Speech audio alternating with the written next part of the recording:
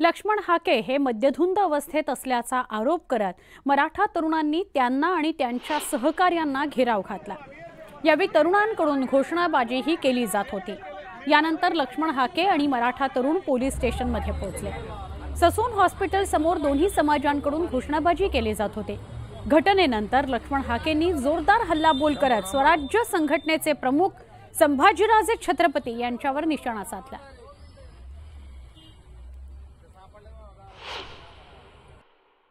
या पाठीमागे कोल्हापूरचा एक नेता, कोण तो नेता, काय नाव सांग? संभाजी भोसले। आम्ही राजा मानणार नाही, कारण राजा छत्रपती शिवाजी महाराज होते, राजा राजर्षी शाहू महाराज होते।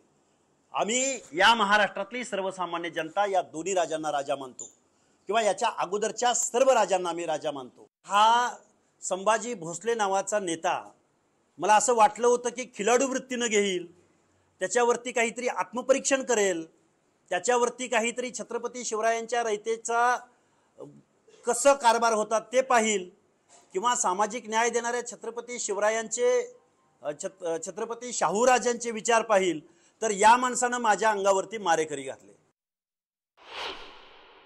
खरं तर एक बदनामीचा हा स्टंट होता आणि काही भेकड लोकांकडून हा स्टंट केला गेला। कारण कॅनवाय गाडी आणि माझा गार्ड खाली आल्यानंतर मी मोटरसायकलवरून माझ्या मित्राबरोबर खाली येत होतो आणि त्यावेळी 25 ते 50 लोकांच्या जमावानं खरं तर हा भ्याड हल्ला केला।